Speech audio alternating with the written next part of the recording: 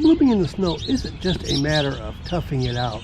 It's a highly coordinated biological event involving genetic alarm clocks, internal heaters, and a massive sugar stash. Most winter flowers have a memory of the cold. Scientists have identified a gene called VIN3 that acts as a seasonal counter. The plant monitors how many hours of cold it has experienced. Once a specific threshold of cold is met, the VN3 gene activates, which shuts down a flower suppressor gene called FL3. The result tells the plant winter is almost over. It's safe to bloom now, even if there still is a foot of snow on the ground. Since there are no leaves or trees to block the sun, early bloomers can take advantage of the maximum sunlight reaching the forest floor. However, they can't photosynthesize fast enough in the cold to build a flower from scratch. Plants like snowdrops and crocuses spend the previous spring and summer hoarding energy in their underground bulbs. As winter ends, the plant converts stored starch into sugar. This sugar provides the rapid energy needed to fuel the growth of the flower stalk through the frozen soil. Snowdrops have a specific toughened spear-like leaf tips that can physically pierce the ice-crusted snow.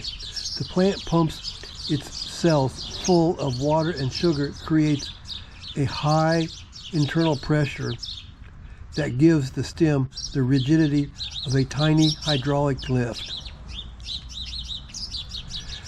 By rapidly breaking down starch, a process similar to how animals generate body heat, they can raise their internal temperature by 15 to 35 degrees centigrade above the air temperature.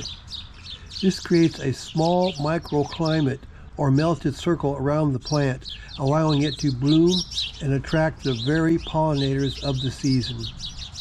Many of these plants produce antifreeze proteins. Unlike chemical antifreeze in your car, these proteins physically bind to small ice crystals as they begin to form, preventing them from growing large enough to shed the plant's delicate cell walls.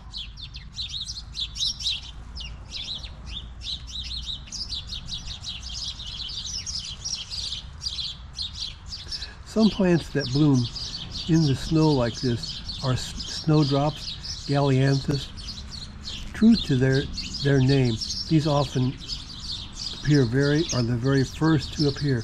They have large, hardened leaf tips that act like spears to break through the frozen soil and crusty snow.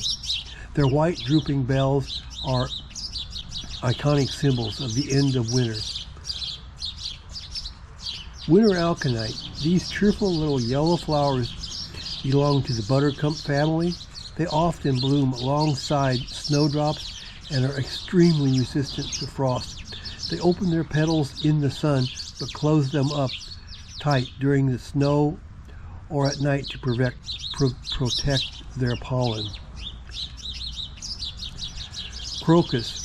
Specifically snow crocus varieties are known to bloom for weeks before the larger giant crocuses. These come in vibrant purples and yellows and whites, providing their sharp, beautiful contrast against the snow. Glory of the snow. These produce star-shaped blue or pink flowers. They are native to the high mountain regions, so they are biologically programmed to handle cold temperatures and melting snow cycles. I hope that you were interested by all that like I was. If you are, please subscribe to my channel. I would really, really appreciate it. And I will talk to you next time. Thanks a lot. Bye.